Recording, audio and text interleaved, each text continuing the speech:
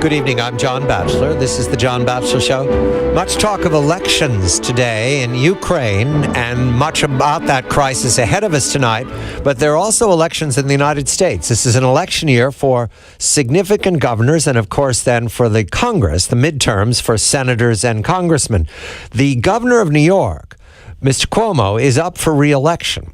The governor of New York always represents a possibility of becoming a presidential candidate. Mr. Cuomo is a very attractive Democratic candidate for the center of the Democratic Party, as I understand it. Mr. Cuomo is also part of a unusual, powerful array of politicians in the Hudson River Valley. Mr. Christie, the Republican in New Jersey, Mrs. Clinton, the Democrat in Westchester County, and Governor Cuomo, who comes from New York City. His father has his roots here, so does Mr. Cuomo, now in Albany, but this is in a powerful array. There's a new player on the field, and I welcome Jesse McKinley, a reporter for the New York Times in the Albany Bureau. He's in Albany tonight. The new player is the man who is challenging Andrew Cuomo for re-election, despite the long odds, it's called David and Goliath effect of New York. His name is Rob Astorino. He is the executive of Westchester County. Note, Mrs. Clinton lives in Westchester County. Jesse, a very good evening to you. First, what is Westchester County to New York City, to New York State? What does it represent to the whole of New York? Good evening to you. Good evening, John. Well, Westchester County is a affluent suburb north of the city. Obviously, it's one of the most highly, one of the richest and one of the most highly taxed counties in the United States. It is a place in which many politicians, as you mentioned, have made their homes, including Mr. Cuomo himself, who shares a house there with Sandra Lee, the Food Network host. As Westchester County's executive, then, is a powerful role and would fit perfectly into this array of Democratic politicians. Mr. Cuomo, Mrs. Clinton, and Bill de Blasio of New York. These are powerful arrays, except Rob Astorino is a Republican. Jesse, how did this happen? Well, it is curious. Rob Astorino has been on the scene in Westchester for over a decade. He was a member of the county board for a while. He had surprised a lot of Democrats in 2009 when he won victory there as the executive, and last fall pretty much coasted to a re-election campaign. He is 46 years old. He is a married man with 3 children. I think he projects a very kind of comfortable, easy presence on the stage. He seems to get along with Republicans. He seems to get along with Democrats. And one thing that he's emphasized here, at least in the first 24 hours of his campaign, is that he seems to connect with Latino voters. His campaign claims that he took 6 out of every 10 Latino voters in last fall's election. He speaks fluent Spanish, and he made a point of rolling out his campaign this morning in the Bronx, where he made remarks in Spanish as well, a very large Latino population there. So you get the sense that Mr. Astorino wants to reach out. He wants to project an image as a Republican who can connect with traditional Democratic segments of the population. Now, whether you can do that or not is an open question. This is a pretty blue state, as you well know. Very blue state. Mr. Astorino is campaigning against Andrew Cuomo, who is comfortably the Democratic nominee and Democratic re-election nominee. I mentioned the possibility that Mr. Cuomo can be a presidential candidate very easily in the future. Mrs. Clinton takes up all the oxygen in the United States as well as in New York. But in the event and for the future, Rob Astorino is 10 years younger than Mr. Cuomo, so we're looking at a man who can run for governor for a long time. Mr. Cuomo has $33 million. He has name recognition. He has an apparatus that can campaign from one end of the country to the other.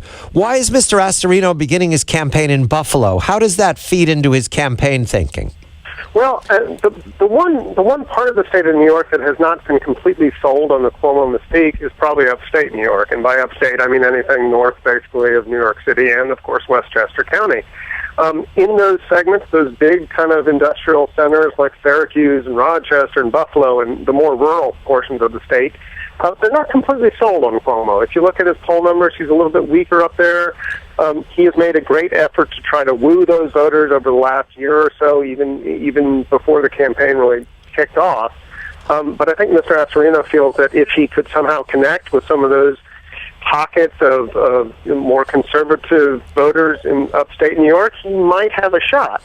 I mean, there are open questions, even very early here in the campaign, as to whether or not there are simply enough Republican and enough middle-of-the-road independents to get a candidate like Rob Astorino elected. But keep in mind, there is a precedent for New York electing Republican governors. Right. George Pataki served 3 terms. He was most recently elected in 2002. And while that may seem like ages ago, it's not beyond the realm of possibility that a Republican might be able to get over the top in New York. Mr. Cuomo is a hard campaigner. He's not ignoring Mr. Astorino. I want to go not to jobs, because that's a national story, to one detail that is striking for New York, and other parts of the country are dealing with the same controversy: hydrofracking. What is Mr. Astorino's opinion of hydrofracking as a campaign platform? I think you can sum that up in one word: yes. The Republicans in the state of New York have been very firm that they feel that hydrofracking is a great idea, that they feel it's a job creator, they feel it is a potential boom for particularly the central part of New York, which sits atop a large natural gas field. Mr. Cuomo has been much more circumspect about the issue, however. He has continued a de facto moratorium on the process. He's asked the Department of Health to look into the potential health and environmental problems with it. And that has all been an ongoing and still ongoing process, which is basically not allowed fracking to happen in this state. There's a sense that the liberal wing of the Democratic Party in New York would go absolutely bananas if Mr. Cuomo actually allowed fracking in the state. And for that reason alone, I would be surprised if he decided to make a decision between now and November. Jesse, this looks like no risk for Astorino. He's going to raise his name recognition across the state. He's going to be on television. He has $1 million versus Cuomo's 33. That's not enough to do a lot of television advertising, but it is enough to travel the state, to be what you'd have to say a hard-working candidate. Is he looking for the long term here? He's looking for the next cycle, 4 years from now, or even 8 years from now? I would say absolutely yes, but I would add that I think Mr. Cuomo is doing the exact same thing. I mean, Andrew Cuomo is only 56 years old. He's already been elected governor of the state of New York. His reelection is not a certainty, but if he were to be reelected and run up the score against Mr. Astorino, that would position him very well for a presidential campaign in the future. Yes. Even if we're not talking 2016, even if we're talking 2020 or even 2024, he would not be out of consideration at that point, because he is a young, healthy man. That being said, Mr. Astorino, also a young man, also running in a state that, despite the fact of him only having $1 million, this is the biggest media state in the country. And everywhere he goes, he will be talked about. And everywhere he goes, he will garner attention. And a lot more people are going to know who Rob Astorino is in the fall than they do today.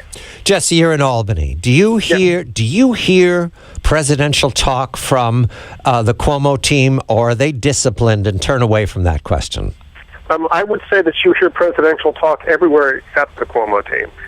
When Andrew Cuomo's name comes up, people invariably talk about the possibility that he could run for national office. The governor himself has been exceedingly clear that he does not feel that is in the cards in 2016. He kind of shrugs off and laughs off suggestions that he would be a viable national candidate, that he says repeatedly that he only really cares about New York right now. Now, that being said, in late January, he jetted out to Los Angeles. Right. Was at a Hollywood fundraiser out there with the likes of Steven Spielberg and some other big Hollywood names, and brought home, in the excess of $500,000. So this is a man who has the fundraising capabilities. He has certainly the Cuomo family name, which is as illustrious a political name in this country as the Clintons or perhaps the Bushes.